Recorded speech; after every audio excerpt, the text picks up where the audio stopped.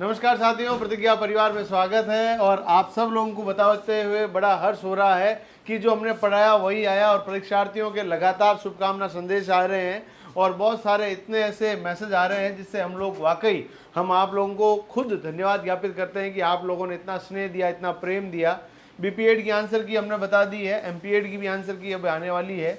और साथ ही साथ में मैं बता दूं कि आखिर क्या रहने वाली है, कट ऑफ किन को करनी चाहिए फिजिकल की तैयारी। आप सब लोगों को भली भांति पता है कि प्री बीपीएड परीक्षा पहली बार आयोजित हुई है, जिसके अंदर प्री बीपीएड के अंदर आपके पास करीबन 8,000 समथिंग फॉर्म थे और एमपीएड के विद्यार्थियों के लिए केवल 2,000 फॉर्म आए थे। यदि हम लोग सीटों की बात करें तो आपके पास बीपीएड के लिए लगभग राजस्थान के अंदर 2,000 के आसपास सीटें हैं और एमपीएड के लिए 225 के आसपास सीटें हैं। ये सभी सीटें हैं। अब हम लोग बात करें कि इन सब के लिए आपकी कट ऑफ क्या रहेगी। सबसे पहले ये जान लेते हैं कि इसके लिए परीक्षा पैटर्न क्या था जो बोर्ड ने बताया था। यदि हम लोग बात करें, हाँ, एक बच्चा पूछ रहा कॉलेज लिस्ट भेजो। कॉलेज लिस्ट में भेज दूंगा आप लोगों को, कॉलेज लिस्ट भेजने में कोई दिक्कत नहीं, भेज दूंगा। रिजल्ट कब आएगा इसका एक अलग से वीडियो में बताऊंगा। फिजिकल कब होगा ये भी आपके साथ हम लोग बात करते रहेंगे। पर अभी तक भी जब आप लोगों को ये वीडियो मिलेगा नहीं, क्यों नहीं मिलेगा? क्योंकि कई लोगों ने अभी तक हमारे इस चैनल को सब्सक्राइब नहीं किया है। 94.3% लोगों ने अभी तक भी चैनल सब्सक्राइब नहीं किया है। चैनल सब्सक्राइब कर लीजिए। हम लोग अभी आपके लिए थोड़े दिनों बाद में पीटीआई की क्लासेस भी लेकर आएंगे। साथ ही साथ में आपके लिए राजस्थान सीईटी की क्लासेस चल ही रही है, पशु परिचर की क्लास चल रही है। इसके साथ साथ मैं आपको बता दूं कि हम लोग SSC GD central government jobs vacancy की प्रिपरेशन भी कराते हैं। इन सभी की क्लासेस इस यूट्यूब चैनल के साथ साथ हमारे एप्लीकेशन में भी आती है, वहाँ से भी आप जुड़ सकते हैं, फ्री नोट्स प्राप्त कर सकते हैं और अपनी तैयारी को लगातार कंटिन्यूस रखिए ताकि जब भी वैकेंसी आए, जिस भी वैकेंसी के अंदर आप अपने भाग्य को आजमाएं और अपनी तैयारी को वहाँ पर लेकर जाएँ तो सिलेक्शन लेकर ही वापस पुनः आएँ। ये हमारी भी टेंडेंसी है, आप लोग भी ऐसी कोशिश करें। चलिए देखिएगा, बीपीएड की परीक्षा जो है यह 3 चरणों में पूरी होगी, ये लिखा हुआ है। प्रथम चरण में प्रवेश परीक्षा का आयोजन होगा। अभ्यर्थी द्वारा प्रवेश परीक्षा के प्राप्तांक के कुल आवंटित सीटों से 3 गुना अग्रिम चरण के लिए बुलाए जाएंगे। मान लीजिए आपके 8,000 बच्चों ने एग्जाम दिया है, 8,000 बच्चों ने एग्जाम दिया है और 2,000 सीटें होती है तो 6,000 बच्चों को वहां पर क्या बुलाया जाएगा? फिजिकल के लिए बुलाया जाएगा। द्वितीय चरण में शारीरिक दक्षता परीक्षण का आयोजन किया जाएगा और इसका वरीयता निर्धारण कोई योगदान नहीं होगा।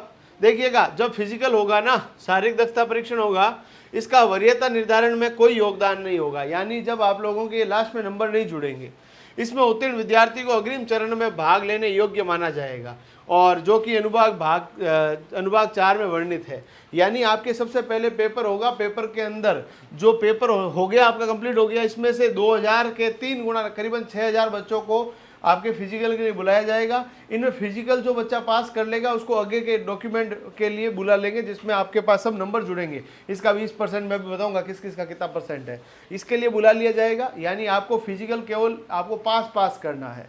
साथियों, यदि हम लोग बात करें आगे क्या होगा, द्वितीय चरण के अंदर आपके पास एक तो क्या होगा, आपके पास जो कुल अंक 100 होंगे और ये तो पहला प्रवेश परीक्षा होगी। द्वितीय के अंदर क्या होगा, पुरुषों के लिए 2200 मीटर 12 मिनट में दौड़ना है, महिलाओं को 1800 मीटर दौड़ना है 12 मिनट में।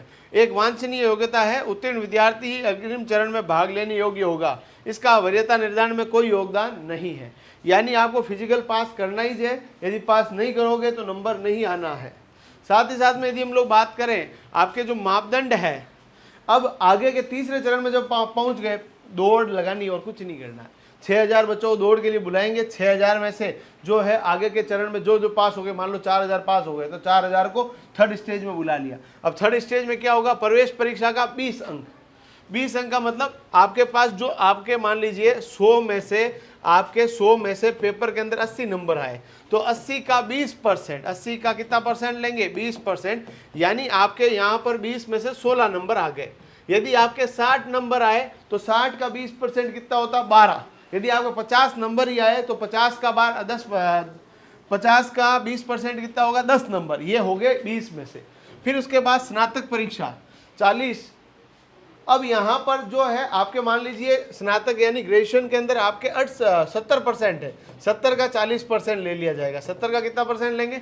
40%। तो इसके नंबर हो गए 40 में से 7 चौक 28, 28 नंबर हो गए। इस तरह से जुड़ेंगे। किसी के 60% ही है, 6 चौक 24 नंबर हो जाएंगे। किसी के 50% ही है तो 50% कितना हो जाएगा, तो 50% 5 चौक 20 नंबर हो जाएंगे। ये आपको ध्यान रख लेना। फिर इसके बाद क्या होगा, यदि आपने वो डिप्लोमा कर रखा है उसके अलग से 5 नंबर मिलेंगे। उसके बाद आपके पास खेल प्रमाण पत्र के अलग अलग नंबर है। आपने डिस्ट्रिक्ट खेल रखा है, स्टेट खेल रखा है, नेशनल खेल रखा है, उसके अकॉर्डिंगली यहाँ पर नंबर ये तय किए गए हैं। इनके अधिकतम 35 नंबर है। यानी यहाँ पर आपके पेपर के अंदर नंबर, उसके बाद आपके ग्रेजुएशन के नंबर से भी ज़्यादा महत्वपूर्ण नंबर जो है लास्ट के नंबर इंपॉर्टेंट है। यानी आपके खेल प्रमाण पत्र का मामला यहाँ पर बहुत भारी रहने वाला है। ये भी आप ध्यान रख लीजिए। 35 नंबर तो आपके पास केवल खेल खेल के हैं। तो ये तो हो गया अपना मामला। ये अब सर आप तो ये बताओ कि हम लोग पेपर देकर आ गए हैं, अब पेपर हमने दे दिया, अब पेपर में कितने नंबर लाऊं? मैं जनरल में हूं, मैं ईडब्ल्यूएस में हूं, मैं ओबीसी में हूं, मैं एससी में हूं, एसटी में हूं, एसबीसी में हूं। अब हम लोग क्या करें, फिजिकल की तैयारी करें, दौड़ने की तैयारी करें, तो कितने नंबर वालों को तैयारी करनी चाहिए? अब देखिएगा साथियों, जो पेपर का अंकों का मामला था वो टोटल मार्क्स कितने थे, 100 थे। टोटल मार्क्स कितने थे, टोटल मार्क्स थे 100। अब टोटल मार्क्स 100 में से कितने नंबर लाऊं कि फिजिकल के लिए बुला लें? यदि हम लोग बात करें कि 6000 एस्पिरेंट को पास करना है, 6000 एस्पिरेंट को पास करना है, एक बहुत बड़ी संख्या को पास करना है। यानी जो पेपर दिए हैं उनमें से अधिकांश बच्चे तो वैसे ही पास होने हैं। यदि किसी भी बच्चे के जनरल के अंदर 42 नंबर आ रहे हैं तो वो उसके फिजिकल की तैयारी करें। आपके ईडब्ल्यूएस में 35 नंबर, ओबीसी के अंदर 37 नंबर वाला बच्चा फिजिकल की तैयारी करें। एसटी के अंदर आपके पास 33 नंबर, एससी के लिए भी 33 नंबर और 35 नंबर एसबीसी वाला आपके फिजिकल की तैयारी करें। फिजिकल में मान लो आप दौड़ लगा भी लिए, कोई नुकसान हो जाएगा क्या? मैं तो यकीनन आप सब लोगों को सलाह दूंगा हर बच्चा फिजिकल के लिए तैयार रहे। मैं एक आपके पास एक आपको फॉर्म दूंगा, यहाँ पर एक अलग से फॉर्म आपको दूंगा। उस फॉर्म के अंदर अपने सभी नंबर भेजेंगे जिसके माध्यम से हम आपकी कट ऑफ तय कर पाएंगे। तो आप सब लोगों को एक गूगल फॉर्म यहाँ पर नीचे पिन किया हुआ कमेंट बॉक्स में मिलेगा। इस गूगल फॉर्म के अंदर आपको अपने नंबर भरने हैं ताकि हम लोग आपके ओरिजिनल कट ऑफ का अनुमान लगा पाएँ। क्योंकि पेपर इस बार पहली बार है, फर्स्ट टाइम पेपर है, तो फर्स्ट टाइम के अंदर किसी भी इंस्टीट्यूट या किसी भी हम लोगों के लिए भी उसका अनुमान लगाना काफ़ी कठिन रहता है। और बच्चों का एग्ज़ाम के लिए टाइम बहुत कम मिला था। यकीनन इससे भी कम नंबर वाले बच्चों को भी फिजिकल के लिए बुला लिया जाएगा। और ये तो केवल और केवल पेपर का मामला है, आगे जब और की बातें भी तो बाकी है।